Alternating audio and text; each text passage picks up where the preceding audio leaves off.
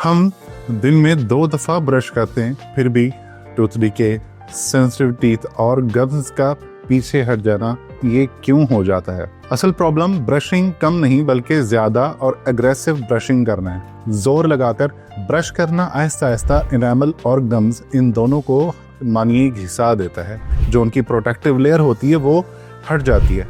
आज की इस वीडियो में मैं आपको एक पॉपुलर होम रेमेडी बताऊंगा जो रिसीडिंग गम्स को हमेशा के लिए रोकता है और इनिशियल स्टेज में गम्स को वापस ग्रो भी करता है। मैं हूं डॉक्टर मोहम्मद उमैर, आप देख रहे हैं प्रो हेल्थ फार्मासिस्ट। हमारे चैनल को सब्सक्राइब कर लीजिए और बेल आइकॉन को दबाना मत भूलिएगा ताकि हमारी वीडियोस आप तक टाइमली पहुंच जाएं। मॉर्निंग रूटीन में ब्रश करने का तरीका ही मोस्टली लोगों का गलत होता है। हमें 2 उंगलियों या मैक्सिमम 3 उंगलियों पे ब्रश को पकड़ना होता है और जो हमारे साइड या पीछे के गम्स होते हैं वहाँ पर हमें ब्रशिंग को इधर आगे या पीछे की तरफ करना होता है ब्रश को मूव, और इधर हमें अप और डाउनवर्ड करना होता है मूव।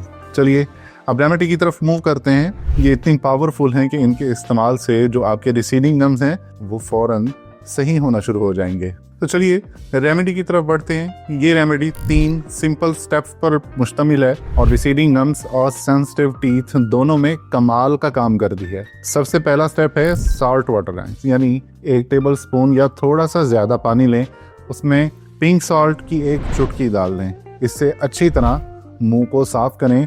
ये स्टेप माउथ को क्लीन करता है और नेक्स्ट स्टेप के लिए प्रिपेयर करता है। सेकंड स्टेप में 2 छोटे चम्मच तिल का तेल यानी सेम ऑयल आप ले लें, मोर्टर और पेसल में उसको डाल लें।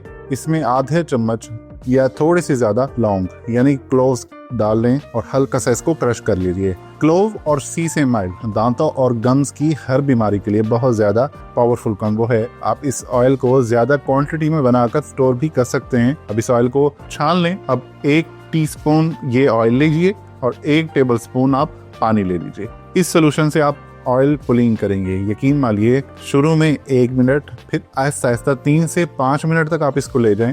ऑयल पुलिंग का मतलब है इस सोल्यूशन को दांतों और गम्स के दरमियान घुमाना, यानी जिस तरीके से हम मुंह में कुल्ली करते हैं उस तरीके से आप इसको मुंह में घुमाएंगे। ये एक बहुत कदीमी रेमेडी है दांतों और गम्स के लिए। ये बहुत पावरफुल है। प्लॉक बैक्टीरिया को क्लियर कर देती है, जिंजिवाइटिस जैसी बीमारियों से बचाती है, रिसीडिंग गम्स को हील कर देती है और गम्स को दोबारा ग्रो होने में मदद करती है। इसके बाद थर्ड स्टेप, इसमें आपने क्या करना है कि 1/2 टीस्पून हल्दी ले लेनी है। उतनी ही क्वांटिटी में आप पानी ऐड कर दें ताकि थिक सा पेस्ट बन जाए। उंगलियों की मदद से जेंटली गम्स और टीथ पर आप अप्लाई करें, जैसे हम बचपन में डेंटॉनिक वगैरह करते थे या जो भी आप पाउडर इस्तेमाल करते थे बचपन में।